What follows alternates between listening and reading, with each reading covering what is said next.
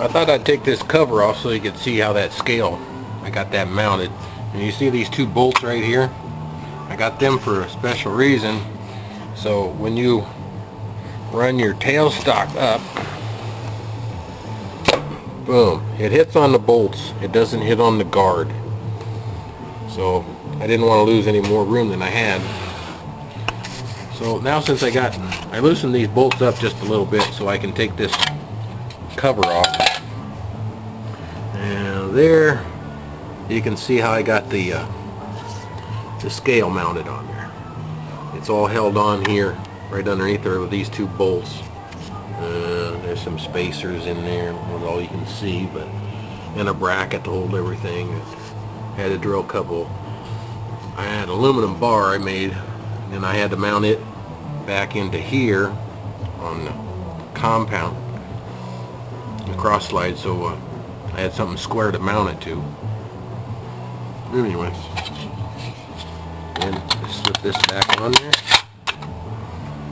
There you go.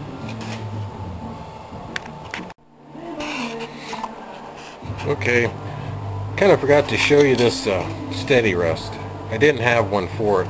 This is a Chinese steady rest, but it works pretty good. I don't have any complaints with it at all.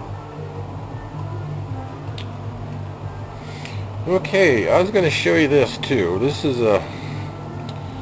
my boring bar holder, and you can see there's an adapter inside of there. And what I did there, that's a 3/4 inch boring bar I have in there now.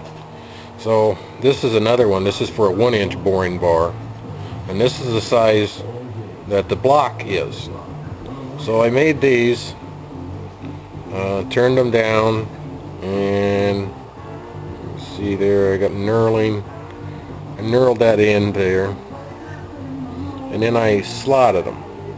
On the one side they're split all the way through.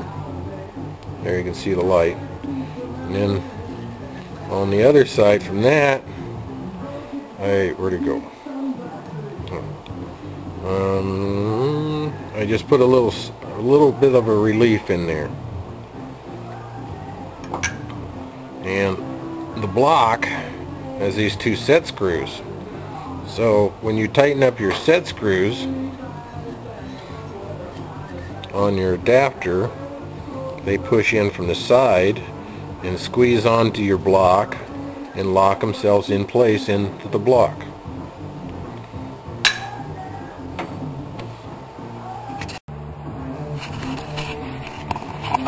So I got my shaft in here. We're all set up. This is what we're going to be making. These are punches. I made a machine for these things for a guy. And they punch holes in tires with them. Anyway, that's the part I got to make. So now this machine will be set up and left alone to make these parts. I have a number of them to make until I'm done with them. So, I don't know if you can see that. I made a quick little test cut across there. Okay, now we'll go back to our travel dial. Okay, we're going to take a little bit more off. So let's take 10 thousandths off. Done.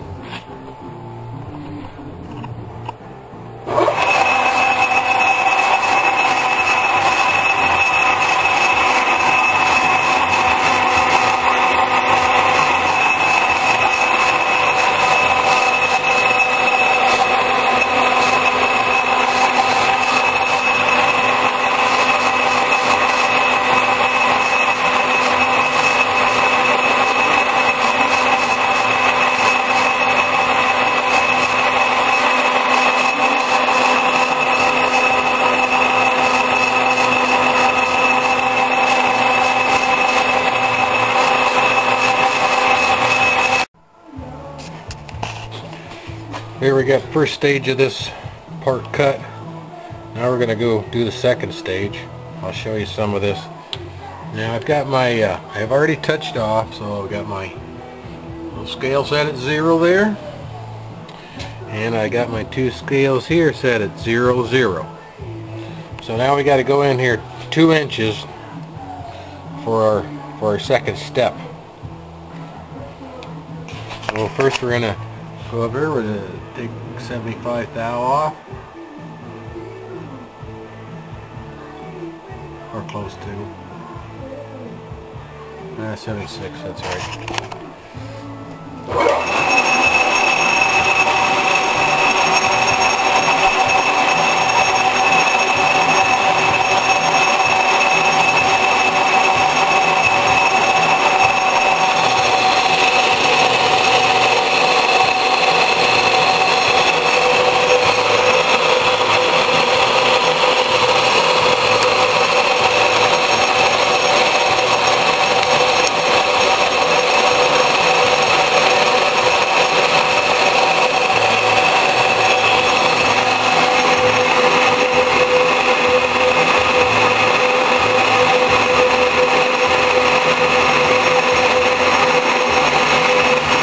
Get down to 2 inches, I'll stop the machine and repeat the process so I'm down to my finished dimension, to this dimension, and I'll stop and I'll show you how we do the 30-degree face-off.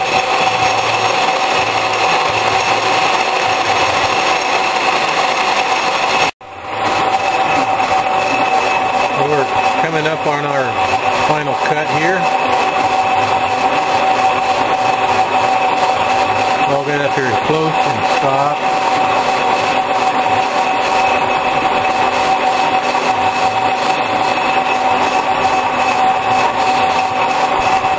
Now we use the compound to finish this off. Sometimes it takes me a couple passes to get it where I want it at.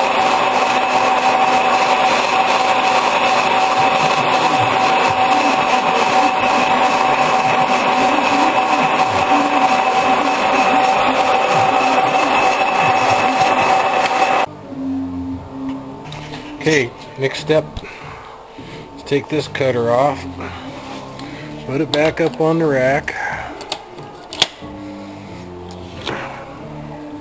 grab our cutoff blade,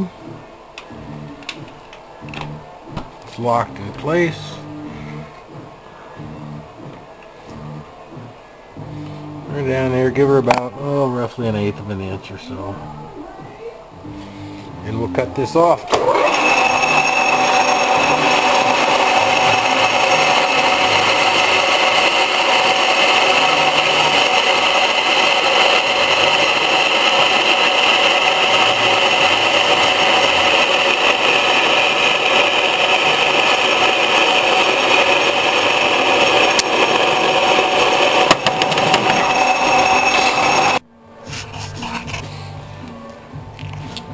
Here's a couple punches I made. I still have to do, I have to face these ends off yet to finish them, but I got a lot more to make.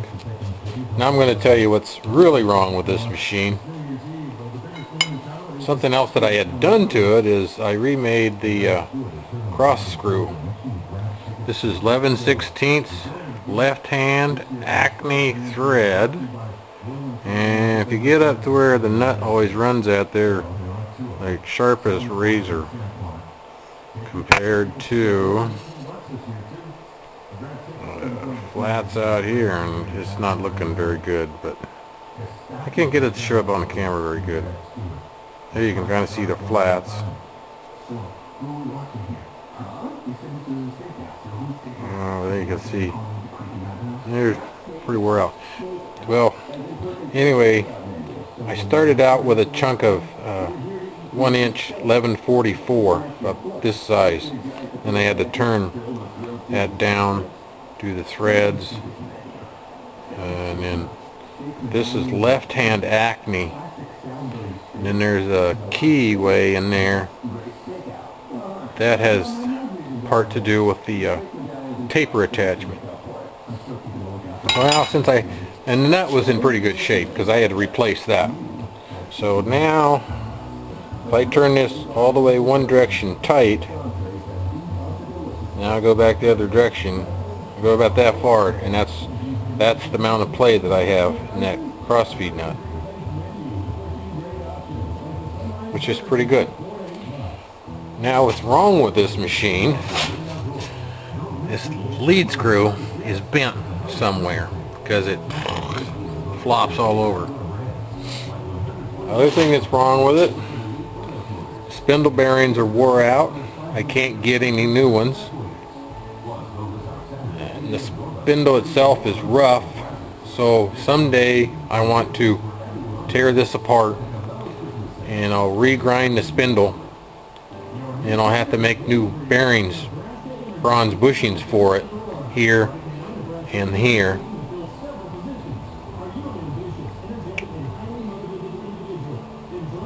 Think there's something else too. Well, I have a plate to put a four-jaw on here, but I don't want to do none of that till I get my bushings remade in there. Maybe I'll get that done this winter, I don't know. But anyway, that's it for my South Bend lathe.